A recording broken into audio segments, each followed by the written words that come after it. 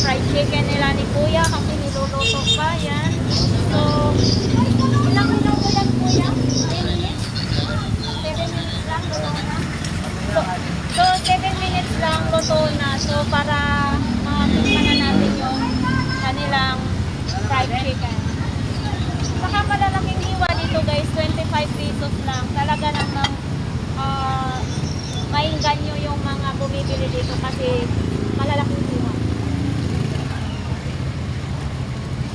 Habang niluluto, nililinis pa ni Kuya kasi para makaya-aya ng mga customer.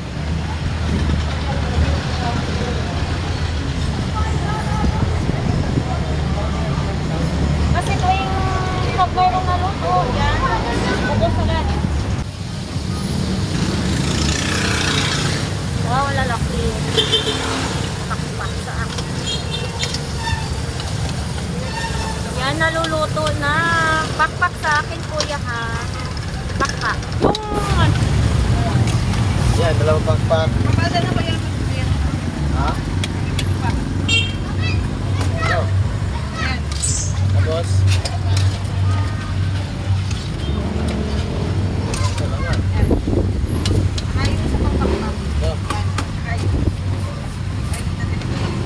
So, talagang as in malaking. Alright. Yan.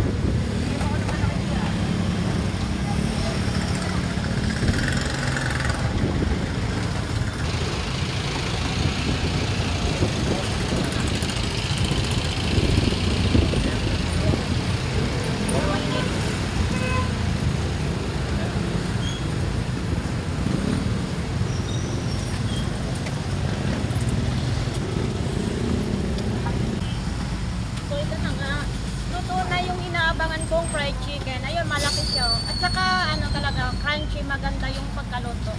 So pakpak lang yung kinuha ko, yung ipinili ko kasi ito yung pinaka-favorite ko sa part ng manok.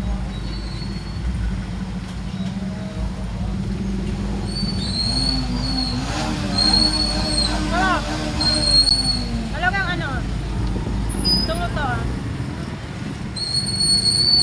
Oh, mainit lang. Pag kinagat mo talagang tumutunog, crunching. Ah.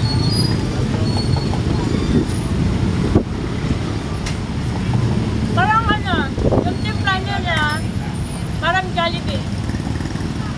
Pero mas masarap pa nga siguro to sa Jollibee. Nagkikain na rin yung buho ko. Sa mga gustong bumili dito ni Kuya, nabubulol na ako kasi init.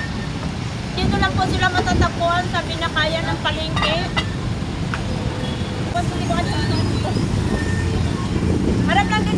Harap lang din sila sa PNG. Di ba lang kung ano yan? Ano ba yan Kuya? Masarap siya. Ano nga init? Open pa lang sila ng 7 ng umaga, no? Nandito na sila guys, na 7 ng umaga, yun, nagtitinda na sila. Tapos hanggang alas 8 lang gabi sila dito. Pag matikman nyo to, hindi kayo magsisave na. Hindi nyo ako masabihan na sinungaling na super sarap talaga. Pwede lang siya papakin. Kahit wala siyang kanin, pwede lang papakin mo. Ah. Mainit eh, mahirap pagkain yung mainit.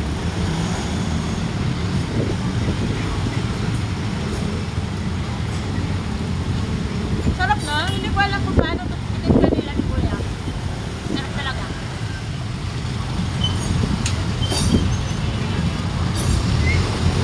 Saka maganda to kasi yung isang buhusan, yung tirang harina sa lalagyanan, tinatapon na pala, hindi na balik-balik. Kaya talagang kasi makakatiyak kayo na malinis yung fried chicken nila ni Kuya na pagkakagawa, tapos pagkakaluto na malinis talaga.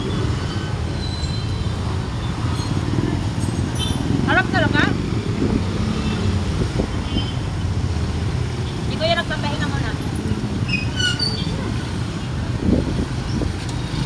Saka wala kang makita mong tubo-tubo, talagang aking luto.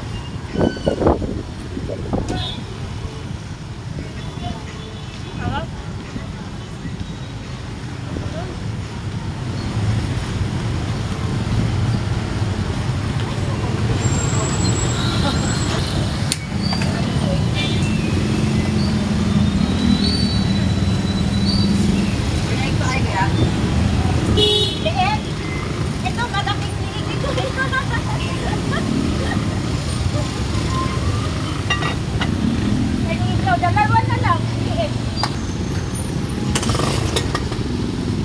vlogger, no?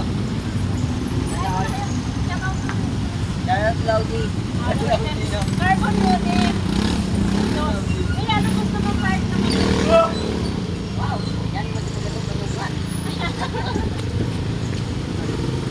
Masarap talaga. Si Kuya, madami siyang pinili. Ano yan? Ano daw gusto mo pa yung manok? Ay, naku. Liit daw ang gusto nilang part ng manok. Nakalap ko na lang dito. Parang, sarap. Sarap. Parang gusto ko pang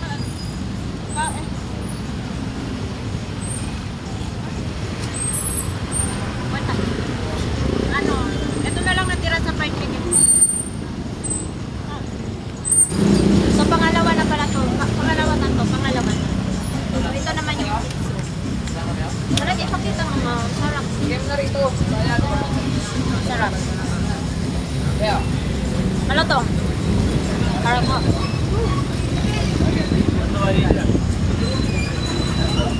Sarap talaga. Saka may baon pa ako. May baon pa. balik ako na lang kaya. Ito.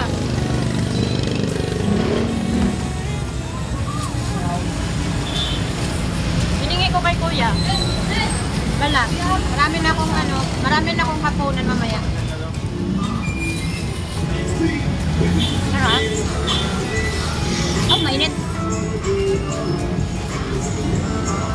Sarap na eh.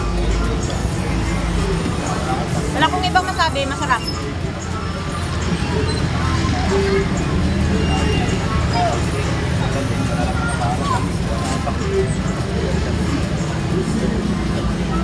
Yung pangalan ng ilang fried chicken, Kanto Fried Chicken lang daw. Pag pumunta kayo dito ng Binakayan guys, hanapin mo lang yung kanto ng fried chicken. Tama ba yun?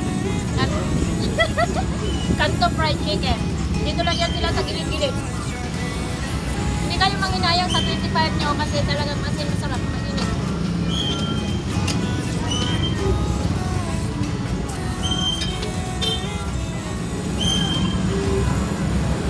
Pakita mo man yan. Yan, pakita mo yan.